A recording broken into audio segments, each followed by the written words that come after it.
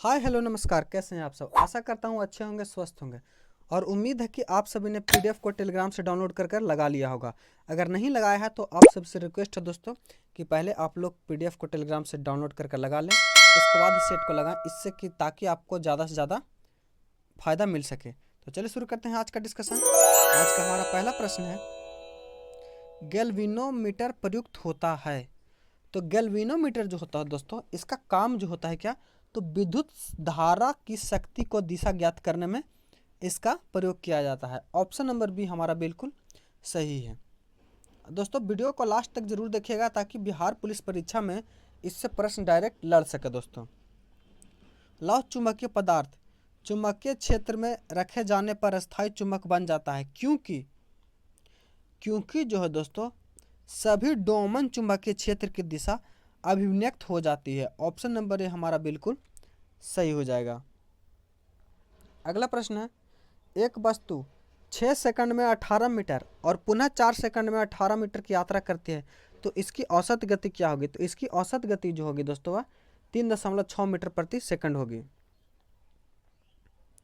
यदि किसी वस्तु पर लागू एक स्थिर बल की दिशा में वस्तु द्वारा स्थानांतरित बल और दूरी के परिमाण के रूप में दर्शाया जाता है, तो इसे कहते हैं क्या। तो इसे जो दोस्तों, यदि किसी वस्तु पर लागू एक स्थिर बल की दिशा में वस्तु द्वारा स्थानांतरित बल और दूरी के परिणाम के रूप में दर्शाया जाए तो इसे कार्य कहा जाता है। क्या, कार। ऑप्शन नंबर बी हमारा सही हो जाएगा। और कार का ऐसा ही मात्रक जो होता है दोस्तों वह जूल होता है। क्या, जूल। वहीं दोस्तों बात करें त्वरण का ऐसा ही मात्रक, तो त्वरण का ऐसा ही मात्रक होता है मीटर प्रति सेकंड स्क्वायर। वहीं दोस्तों बात करें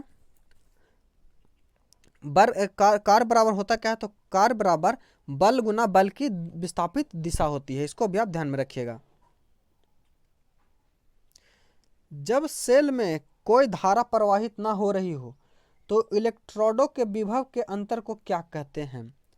तो विद्युत वाहक बल यानी दो इलेक्ट्रोड के बीच के विभवांतर है जब सेल में विद्युत धारा प्रवाहित नहीं होती है, तो यानी इसका जो सही अंतर हो जाएगा cell EMF. Option number B जो हमारा बिल्कुल करेक्ट होगा दोस्तों। अब विद्युत वाहक बल यानी ईएमएफ जो दोस्तों वह ऊर्जा की मात्रा होती है जो एक कूलाम आवेश को बैटरी के धन ध्रुव से ऋण ध्रुव की ओर ले जाने में खर्च होता है। इसको भी आप ध्यान में रखिएगा। और आप लोगों को वीडियो कैसा लगता है दोस्तों, आप लोग कमेंट के माध्यम से ज़रूर बताएं। अगर कुछ सुझाव हो तो वो भी आप कमेंट के माध्यम से ज़रूर बताएं ताकि अगले वीडियो में उसका इम्प्लीमेंट किया जा सके। अगला है फिल इन द ब्लैंक्स। तो the fill in the blanks English for 2 hours. तो इसमें जो दोस्तों for 2 hours period of time है जिसके साथ हमेशा प्रेजेंट परफेक्ट कंटिन्यूअस टेंस का प्रयोग करना चाहिए, इसीलिए इसका जो आंसर हो जाएगा have been studying. Option number D हमारा सही हो जाएगा। अगला प्रश्न है, I wish fill in the blanks I am minister. तो देखिए दोस्तों आई विश के साथ वेयर का प्रयोग करते हैं। क्या, आई विश के साथ जो है दोस्तों वेयर का प्रयोग करते हैं। यह एक कंडीशनल सेंटेंस है जिसके साथ सब्जेक्ट और सिंगुलर पुलर हो या वर्ब हमेशा पुलर का ही प्रयोग होता है, तो इसका जो आंसर हो जाएगा वेयर हो जाएगा। I wish I were a minister. Option number C हमारा बिल्कुल करेक्ट होगा। अगला प्रश्न है, ढहते विश्वास कहानी के संपादक कौन है। तो ढहते विश्वास कहानी के संपादक जो हैं राजेंद्र प्रसाद मिश्र हैं। ऑप्शन नंबर ए जो हमारा वह सही हो जाएगा। और यह जो दोस्तों कहानी उड़िया भाषा में लिखी गई है। कौन सी भाषा में, उड़िया भाषा में। इस कहानी में उड़िया की बाढ़ और सूखा का जो प्रत्यक्ष प्रतिबिंब प्रस्तुत किया गया है। तो ऑप्शन नंबर ए जो है इसका दोस्तों सही हुआ। अगला प्रश्न बोल रहा है, कवित्री अनामिका के पिता का क्या नाम था। तो कवित्री अनामिका के पिता का जो नाम था वह श्याम नंदन किशोर था। क्या, श्याम नंदन किशोर। यानी सही उत्तर जो इस प्रश्न का हो जाएगा दोस्तों वह सी नंबर हो जाएगा। अगला प्रश्न है, चक्रव्यूह किसकी रचना है। तो चक्रव्यूह जो दोस्तों यह कुंवर नारायण की, किसकी, कुंवर नारायण की रचना है। ऑप्शन नंबर डी जो हमारा वह सही हो जाएगा। और यह इनके द्वारा जो है पहला कविता संग्रह है। चलते हैं 11 नंबर प्रश्न की ओर। माफ कीजिएगा दोस्तों। 11 नंबर प्रश्न बोल रहा है, बिलियन ए का पीएच मान 6 है, बिलियन बी का पीएच मान 8 है और बिलियन सी का पीएच मान 2 है, तो किस बिलियन से हाइड्रोजन आयन की सांद्रता सबसे अधिक होगी? तो सबसे अधिक जो होगी दोस्तों वो ऑप्शन नंबर ए यानी सी की होगी, क्योंकि दोस्तों बिलियन ए का पीएच मान 6 है, बिलियन बी का पीएच मान 8 है और बिलियन सी का पीएच मान 2 है, तो सी का हाइड्रोजन आयन की सांद्रता सबसे अधिक होगी। जिस बिलियन का पीएच मान कम होता है उसका हाइड्रोजन आयन सांद्रता अधिक होता है, तो इसीलिए इसका आंसर जो हो जाएगा दोस्तों वह ऑप्शन नंबर ए हमारा सही हो जाएगा। और पीएच का मान जो होता है दोस्तों वह 0 से लेकर 14 तक होता है। कितना? 0 से 14 का होता है। पीएच का फुल फॉर्म जो होता है दोस्तों पावर ऑफ हाइड्रोजन होता है। क्या? Power of hydrogen. इसको भी आप ध्यान में रखिएगा। और इसकी खोज किसने की थी दोस्तों, ये आप लोग कमेंट के माध्यम से बताइए। अगला प्रश्न है हमारा, खाली स्थान चौथे आवर्त तथा दूसरे समूह में मौजूद तत्व हैं। तो चौथे आवर्त तथा दूसरे समूह में मौजूद तत्व जो दोस्तों वह हमारा कैल्शियम हो जाएगा। क्या? कैल्शियम। ऑप्शन नंबर बी जो हमारा बिल्कुल करेक्ट है दोस्तों। और कैल्शियम का परमाणु संख्या कितना होता है दोस्तों? तो कैल्शियम का परमाणु संख्या जो होता है वह 20 होता है। वहीं इसका परमाणु द्रव्यमान अगर पूछेगा तो परमाणु द्रव्यमान जो होता है 40.08 होता है। इसको भी आप ध्यान में रखिएगा। अगला प्रश्न है, भूपर्पट्टी में बहुत से तत्व उपलब्ध हैं, परंतु सबसे अधिक प्रचुर ताम्र से उपलब्ध तत्व कौन सा है? तो भूपर्पट्टी में बहुत से तत्व उपलब्ध हैं दोस्तों, परंतु इसमें सबसे अधिक प्रचुर मात्रा में जो पाया जाता है एल्युमिनियम और लोहा, यानी सही उत्तर जो हमारा हो जाएगा वह करेक्ट ऑप्शन नंबर ए है। बात करें भूपर्पट्टी में और भी तत्वों की, तो ऑक्सीजन की मात्रा जो है 46.6% है। कितना? ऑक्सीजन जो है 46.6% है। वहीं सिलिकॉन की बात करें तो सिलिकॉन जो है वो 27.7% एवं एल्युमिनियम जो है दोस्तों 8.1% और लोहा जो है 5%।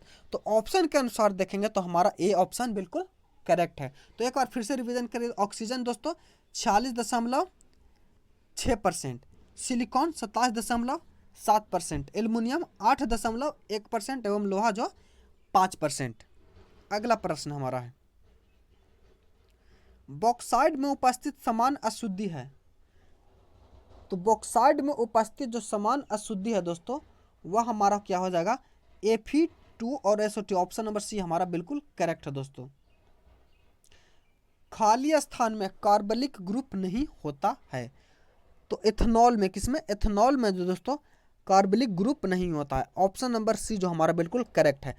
एल्डिहाइड कार्बनिक यौगिक का अभिक्रिया समूल CHO होता है। क्या? CH होता है। ऑप्शन नंबर सी हमारा सही हो जाएगा दोस्तों। अगला प्रश्न बोल रहा है, निम्नलिखित में से कौन सा बहुलक संघनन बहुलीकरण द्वारा बनाया जा सकता है? तो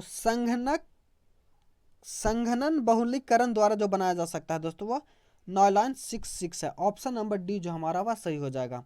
और यह जो है दोस्तों हेक्सामिथिलीन डाइएमीन एवं एपिडिक अम्ल का बहुलक है। इसको भी आप ध्यान रखिएगा।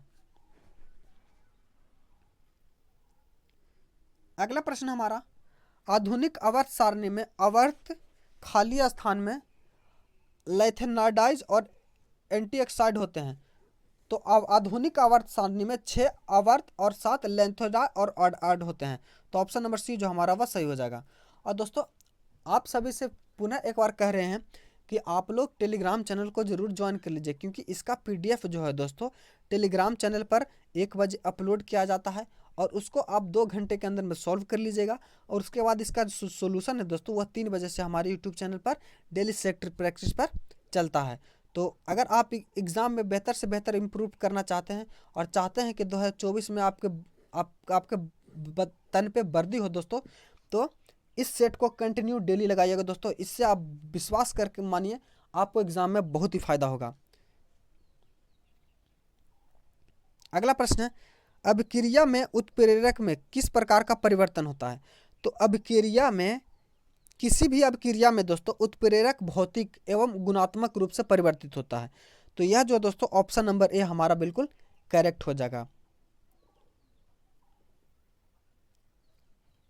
बहुत्तम कोष में उपस्थित इलेक्ट्रॉन की संख्या को क्या कहा जाता है? तो बहुत्तम कोष में इलेक्ट्रॉन की संख्या जो होती है उसे क्या कहता है? संयोजक इलेक्ट्रॉन कहा जाता है। ऑप्शन नंबर ए हमारा बिल्कुल सही है दोस्तों।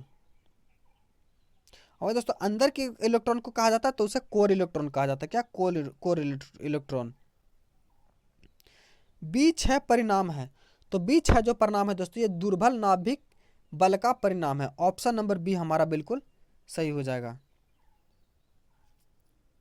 अगला प्रश्न है स्वतंत्र जीवन यापन करने वाला सूक्ष्मतम जीव है। तो स्वतंत्र यापन करने वाला सूक्ष्मतम जीव जो है दोस्तों यह कौन है? तो यह जो है माइक्रोप्लाज्मा जो है यह सूक्ष्मतम जीव है। ऑप्शन नंबर बी हमारा सही हो जाएगा।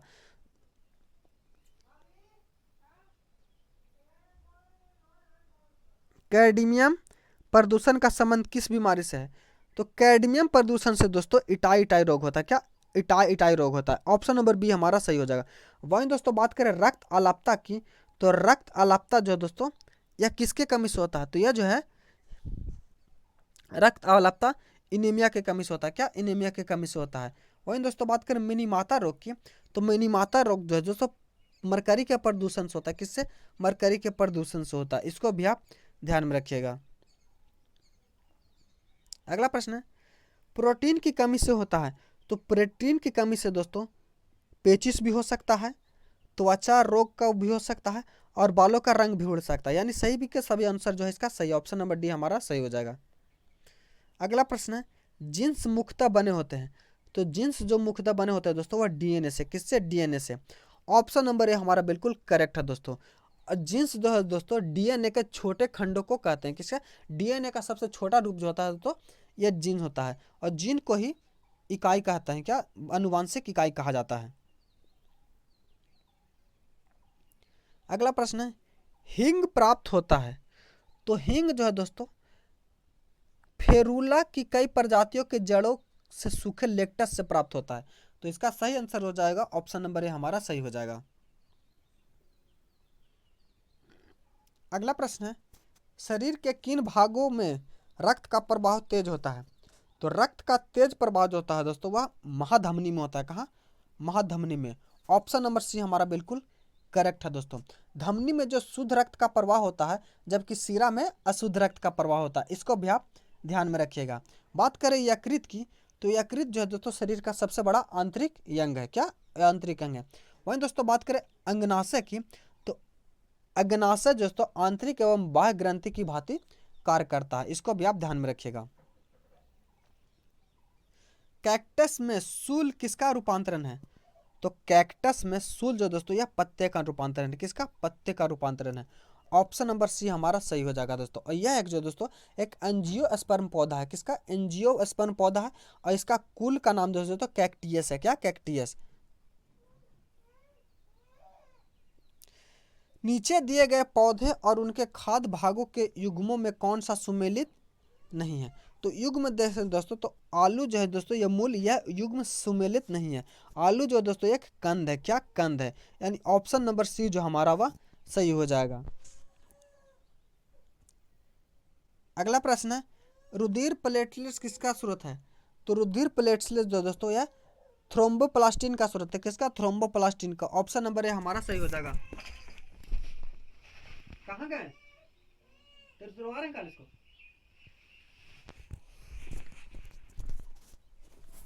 रुधिर प्लेटलेट्स जो है दोस्तों यह थ्रोम्बोकिन। ऑप्शन नंबर ए हमारा सही हो जाएगा। अगला प्रश्न है ब्रेड बनाने में खाली स्थान उपयोग किया जाता है। तो ब्रेड बनाने में जो उपयोग किया जाता है वो दोस्तों वह किसका किया जाता है? तो यह साइट्रोमाइसिस सेरेवियस का किया जाता है। ऑप्शन नंबर डी हमारा सही हो जाएगा।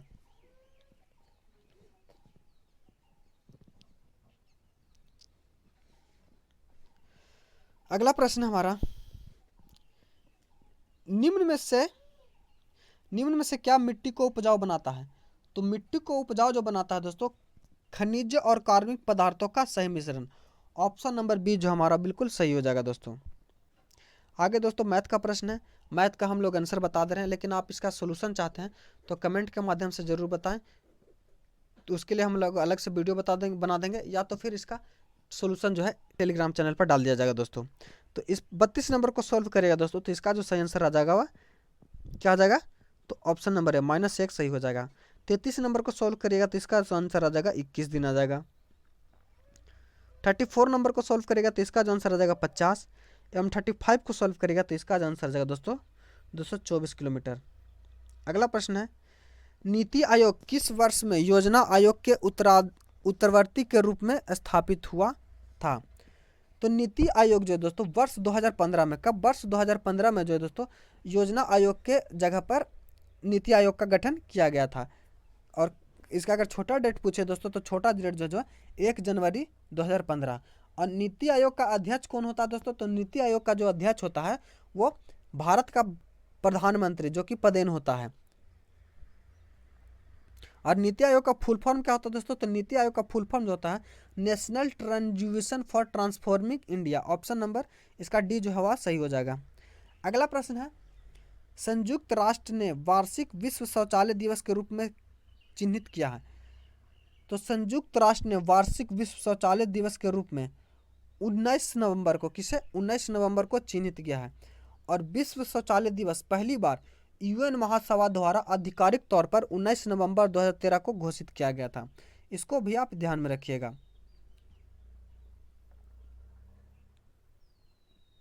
अगला प्रश्न है, भारतीय रिजर्व बैंक के आधिकारिक चिन्ह खाली स्थान में शामिल है। तो भारतीय रिजर्व बैंक के आधिकारिक चिन्ह में ताड़ का वृक्ष शामिल है। किसका? ताड़ का वृक्ष। ऑप्शन नंबर ए हमारा सही हो जाएगा।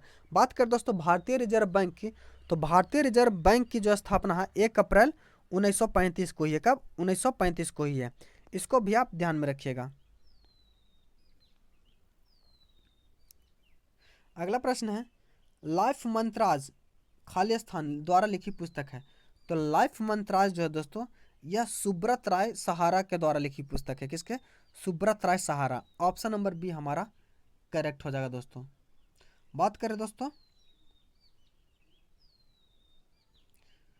सुभाष चंद्र बोस की, तो सुभाष चंद्र बोस की जो प्रस्तुत पुस्तक है द इंडियन स्ट्रगल, ये हम सबको पता है दोस्तों।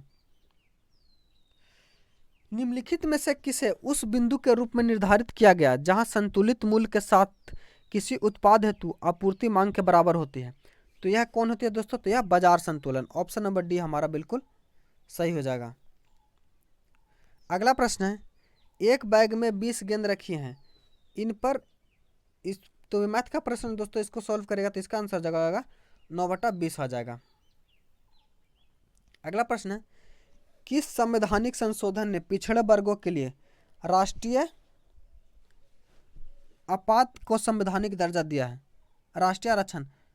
तो देखिए दोस्तों 102वां संविधान संशोधन, किसका? 102वां संविधान संशोधन ने पिछड़े वर्गों के लिए राष्ट्रीय आयोग को संवैधानिक दर्जा दिया गया है। ऑप्शन नंबर बी हमारा बिल्कुल सही हो जाएगा। बात करें दोस्तों 100वां संवैधानिक अधिनियम, तो 100वां संविधान संशोधन अधिनियम 2015 में भारत बांग्लादेश के भूमि हस्तांतरण से संबंधित है।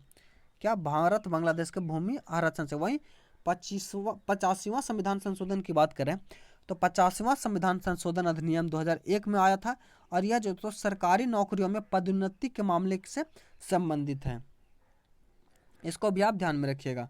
वहीं दोस्तों बात करें 18वां संविधान संशोधन, तो यह 1995 में आया था और इसमें जो है 9वीं सूची में 27 भूमि सुधार को शामिल किया गया था। इसको भी आप ध्यान में रखिएगा। अगला प्रश्न है हमारा, भारतीय संविधान का निम्नलिखित में से कौन सा अनुच्छेद केंद्र राज्यों के बीच के वैधानिक संबंध से संबंधित है? तो भारतीय संविधान का अनुच्छेद 245 से 255 यानी कि ऑप्शन नंबर डी जो दोस्तों केंद्र और राज्य संबंधों के बीच वैधानिक संबंधों से संबंधित है। ऑप्शन नंबर डी जो हमारा इसका दोस्तों करेक्ट सही हो जाएगा। वहीं दोस्तों बात करें अनुच्छेद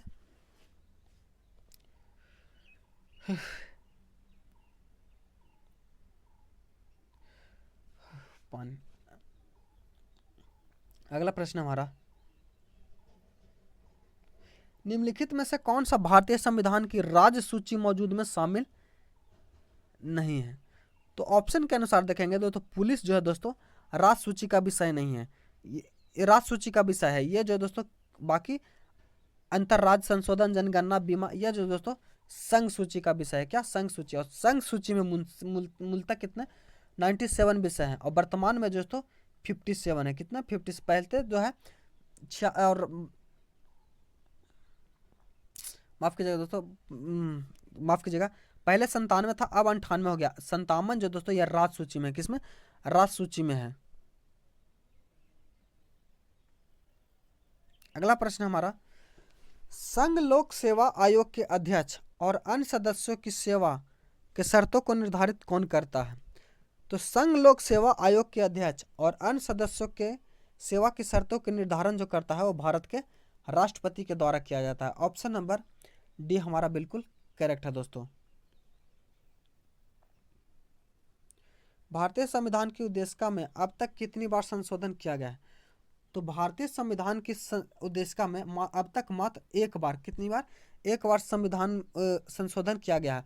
और वो भी कब किया गया दोस्तों? तो 42वां संविधान संशोधन 1976 के तहत संविधान के प्रस्तावना में संशोधन किया गया था और इसी के तहत दोस्तों समाजवादी, धर्मनिरपेक्ष और अखंडता शब्द को जोड़ा गया था।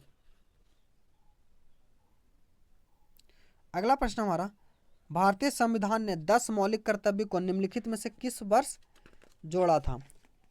तो भारतीय संविधान ने 10 मौलिक कर्तव्य को दोस्तों 1976 में जोड़ा था। कब? 1976 में। 42वां संविधान संशोधन 1976 के तहत जो दोस्तों भाग 4 के अनुच्छेद क में मूल कर्तव्य को जोड़ा गया था। इसको भी आप ध्यान रखिएगा।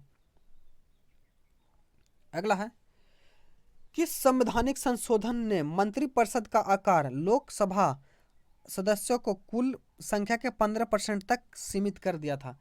तो यह किसने किया था दोस्तों? तो यह 51वां संविधान संशोधन, जो कि कब हुआ था यह आप लोग कमेंट करके बताइए।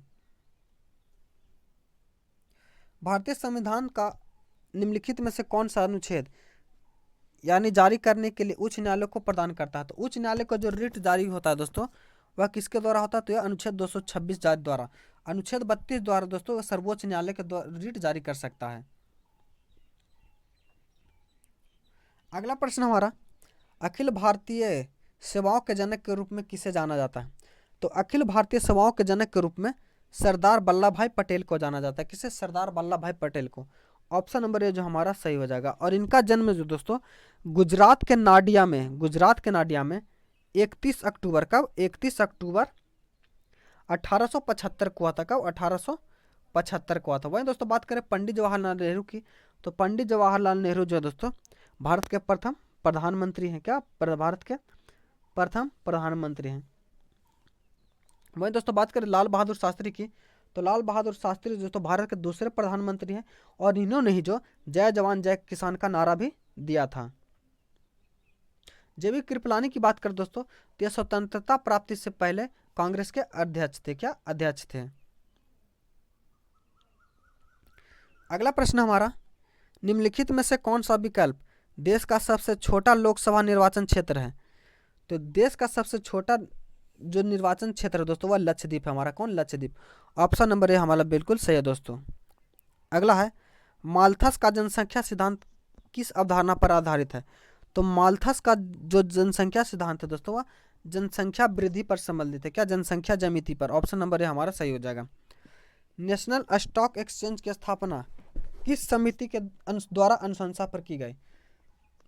तो नेशनल स्टॉक एक्सचेंज की स्थापना जो दोस्तों फिरवानी समिति, किसके? फिरवानी समिति की अनुशंसा पर 1991 में किया गया था। क्या? 1991 में इस समिति का गठन हुआ था। सेबी की स्थापना कब किया गया था? तो सेबी की स्थापना जो दोस्तों 1988 में। कब? 1988 में किया गया था। अगर छोटा डेट पूछे तो 12 अप्रैल 1998 को। क्या? 12 अप्रैल 1998 को, आपके दोस्तों 1988, 12 अप्रैल 1988 को किया गया था। रीरा का शब्द का पूर्ण रूप क्या है? तो रीरा शब्द का पूर्ण रूप जो दोस्तों real estate regulating authority. Option number D हमारा सही हो जाएगा। आगे मैथ का प्रश्न दोस्तों, इसका जो आंसर हो जाएगा ये हो जाएगा हमारा 36। 57 को सॉल्व करिएगा तो इसका जो आंसर आ जाएगा दोस्तों ये हो जाएगा 900। 58 को सॉल्व करिएगा तो इसका जो आंसर आ जाएगा 468। 59 को सॉल्व करिएगा तो इसका जो आंसर आ जाएगा 4। M60 को सॉल्व करिएगा तो 60 को सॉल्व करने का आंसर आ जाएगा 1। M61 का जो है आंसर है। बौद्ध त्योहार सोंगक्रांग निम्नलिखित में से किस भारतीय राज्य में प्रमुख मनाया जाता है? तो सोंगक्रांग जो दोस्तों ये अरुणाचल प्रदेश में मनाया जाता है। किसमें? अरुणाचल प्रदेश में। ऑप्शन नंबर ए जो हमारा वह सही हो जाएगा। बात करें दोस्तों तमिलनाडु की, तमिलनाडु में जो मनाया जाता है दोस्तों वह कथिकई दीपम जो है दोस्तों तमिलनाडु में मनाया जाता है। वहीं दोस्तों झारखंड की बात करें तो झारखंड में जो है सोहराई मनाया जाता है। क्या? सोहराई मनाया जाता है। मंगोलिया देश निम्नलिखित में से किस महाद्वीप में स्थित है? तो मंगोलिया देश जो है दोस्तों यह जो है किस पर? तो यह एशिया महाद्वीप में। ऑप्शन नंबर सी जो हमारा वह सही हो जाएगा। और मंगोलिया की राजधानी जो दोस्तों उलन बटोर है। क्या? उलन बटोर एवं उसकी मुद्रा जो है तुग्रिक है। क्या? तुग्रिक। और गोवी मरुस्थल जो दोस्तों मंगोलिया और चीन के में ही स्थित है। इसको भी आप ध्यान में रखिएगा। अगला प्रश्न है खालिस्तान सीमा विश्व की 5वीं सबसे बड़ी सीमा है। तो भारत और बांग्लादेश की सीमा जो दोस्तों विश्व की सबसे बड़ी 5वीं सीमा है। तो ऑप्शन नंबर बी जो हमारा वह सही हो जाएगा। इसकी लंबाई कितनी है दोस्तों? तो इसकी लंबाई जो है 4096 किलोमीटर। कितनी? 4096 kilometre. Gandhi the year the chat the bird पुस्तक के लेखक कौन है? तो इस पुस्तक के लेखक जो दोस्तों रामचंद्र गुहा है। कौन? Ramachandra Guha. Option number D हमारा सही हो जाएगा। अगला प्रश्न है निम्नलिखित में से वह दुर्ग कौन सा है जिसने दक्कन की कुंजी माना जाता है? तो दक्कन की कुंजी जो है दोस्तों असीगढ़ दुर्ग को माना जाता है। असीगढ़ दुर्ग को।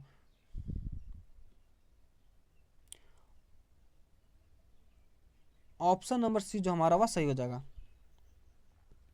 निम्नलिखित में से किसे सर्वश्रेष्ठ स्तूप मानते हैं? तो सर्वश्रेष्ठ स्तूप जो माना जाता है वह सांची के स्तूप को। किसके? सांची के स्तूप में। और इसका निर्माण जो दोस्तों अशोक ने 3री शताब्दी ईसा पूर्व में किया था। किसने? अशोक ने। अगला प्रश्न है जातक कथा संबंधित है। तो जातक कथा जो संबंधित है दोस्तों गौतम बुद्ध से। कौन से? गौतम बुद्ध से। ऑप्शन नंबर ए हमारा सही हो जाएगा। अगला प्रश्न बोल रहा है दोस्तों दारा सिकोह ने फारसी भाषा में उपनिषद को किस शीर्ष के अनुवाद किया था?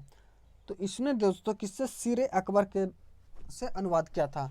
दारा सिकोह ने फारसी भाषा में उपनिषद को सिरे अकबर शीर्षक से अनुवाद किया था। इसको भी आप ध्यान में रखिएगा। वायुमंडल के किस परत में उल्का पिंड के जलने की घटनाएं हो सकती हैं?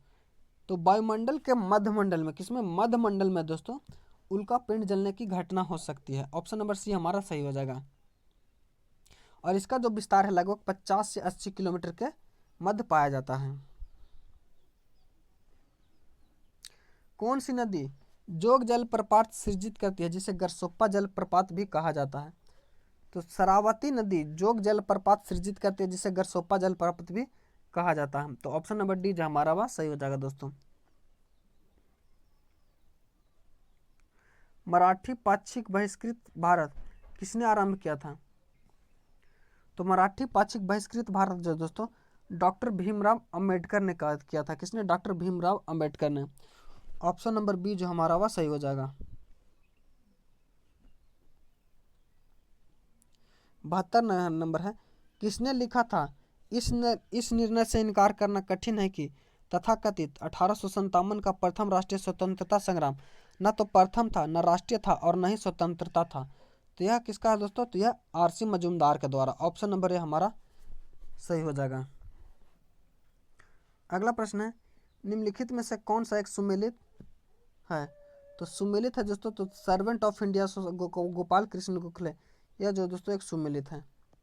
वहीं दोस्तों बात करें ब्रह्म समाज की स्थापना, तो ब्रह्म समाज की स्थापना दोस्तों केशव चंद्र सेन के द्वारा। किसके द्वारा? केशव चंद्र सेन के द्वारा।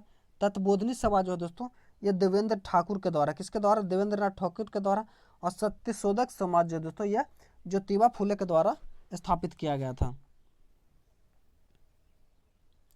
व्यापार के लिए भारत आने वाले यूरोपीय लोग में प्रथम कौन थे? तो व्यापार के लिए भारत आने वाले यूरोपीय लोग में जो प्रथम थे दोस्तों वह कौन थे? तो वह पुर्तगाली थे। कौन? पुर्तगाली। और वास्को डी गामा जो दोस्तों पहला पुर्तगाली था जो कि गुजराती पथ प्रदर्शक अब्दुल मुजीद की सहायता से भारत के पश्चिमी तट पर स्थित काली कट पर 17 मई 1458 को पहुंचा था। कब? 17 मई 1458 को पहुंचा था। ऑप्शन नंबर डी हमारा सही हो जाएगा। उत्पादन की दृष्टि से भारत की प्रमुख खाद्य फसल कौन है? तो उत्पादन की दृष्टि से भारत की जो प्रमुख खाद्य फसल है दोस्तों वह चावल है। कौन? चावल। ऑप्शन नंबर सी जो हमारा वह सही हो जाएगा। अगला प्रश्न है, भारत और चीन के बीच भारत चीन युद्ध कब हुआ था? तो भारत और चीन के बीच जो दोस्तों यह अक्टूबर 1962 में भारत चीन युद्ध हुआ था। ऑप्शन नंबर डी जो हमारा सही हो जाएगा। अगर छोटा दोस्त पूछे दोस्तों तो चीन द्वारा 20 अक्टूबर 1962 को अप्रत्याशित रूप से भारत पर हमला किया गया था। ईरान की मुद्रा क्या है? तो ईरान की मुद्रा जो दोस्तों वह तोमान है। क्या? तोमान। ऑप्शन नंबर डी जो हमारा वह सही हो जाएगा। अगला प्रश्न है, निम्नलिखित में से सुमेलित नहीं है। तो संस्कृत को 2004 में सुमेलित नहीं किया गया दोस्तों, यही इसका जो है सही आंसर हो जाएगा। संस्कृत को जो दोस्तों 2005 में, कब? 2005 में शास्त्रीय भाषा का दर्जा दिया गया। बाकी कन्नड़ को 2008 में, मलयालम को 2013 में एवं उड़िया को 2014 में दिया गया है। राष्ट्रीय जलमार्ग 2 इनमें से किन दो स्थानों को जोड़ता है? तो राष्ट्रीय जलमार्ग 2 जो दोस्तों वह सदिया को धुबरी तक जोड़ता है। ऑप्शन नंबर बी जो हमारा वह सही हो जाएगा, जो कि ब्रह्मपुत्र नदी में है। क्या? ब्रह्मपुत्र नदी पर है। और इसकी लंबाई जो है दोस्तों 891 किलोमीटर है। कितनी? 891 kilometre. Governor general Lord Harding ने किस साम्राज्य को चेरी नाम दिया था? तो गवर्नर जनरल लॉर्ड हॉर्डिंग ने अवध राज्य को चेरी नाम दिया था। किसके? अवध राज्य को चेरी नाम दिया था। और वर्ष 1856 में अवध का विलय कुशासन के आरोप पर लगाकर ब्रिटिश साम्राज्य में कर लिया गया था। अब अवध के जो अंतिम शासक थे दोस्तों वो कौन? बाजिद अली शाह थे। वहीं दोस्तों बात करें झांसी की, तो झांसी को दोस्तों कब? झांसी को जो है 1848 में, कब? 1848 में ब्रिटिश साम्राज्य में मिलाया गया था। अगला प्रश्न है, निम्नलिखित में से किस राज्य की भू सीमा नेपाल से जुड़ी नहीं है? तो ऑप्शन के अनुसार देखेंगे दोस्तों तो झारखंड की सीमा जो है नेपाल राज्य से नहीं जुड़ी है। ऑप्शन नंबर सी जो हमारा वह सही हो जाएगा। अप्रैल 2023 में किस शहर के पान, लंगड़ा आम, रामनगर भांटा बैगन और आदम चीनी चावल को जीआई टैग मिला है? तो यह जो मिला है दोस्तों वाराणसी के, किसको? वाराणसी के पान, लंगड़ा आम, रामनगर भंटा बैगन और आदम चीनी चावल को जीआई टैग मिला है। और भारत में दार्जिलिंग की चाय को सर्वप्रथम जीआई टैग प्रदान किया गया था। इसको भी आप ध्यान में रखिएगा। कृत्रिम पैरों से दुनिया की सबसे ऊंची पर्वत चोटी माउंट एवरेस्ट पर पहुंचने वाली दुनिया की पहली व्यक्ति कौन बनी है?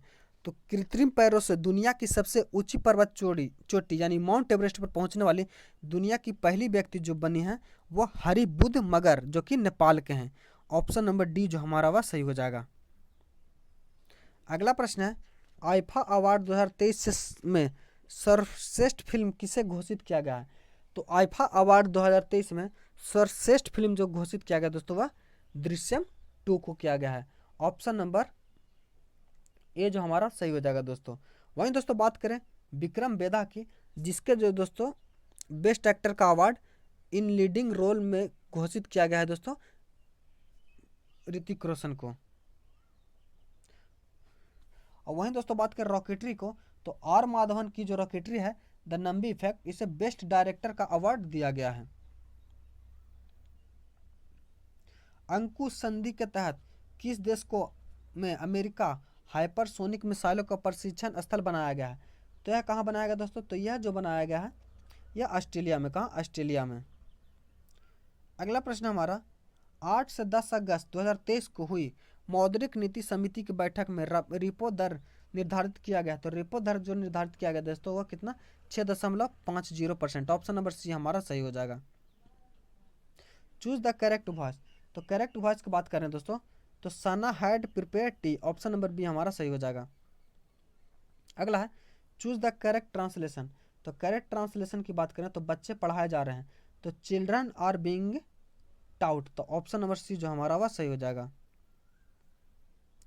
अगला है चूज द करेक्ट ट्रांसलेशन, तो करेक्ट ट्रांसलेशन की बात करें आई हैव बीन रीडिंग, मैं पढ़ चुका होऊंगा।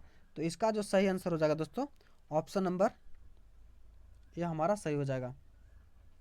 90 नंबर है full stop are also called, तो full stop are also called as periods, option number ये हमारा सही हो जाएगा। Which can not come ahead of a sentence, तो इसमें जो दोस्तों क्या a colon, option number B हमारा सही हो जाएगा।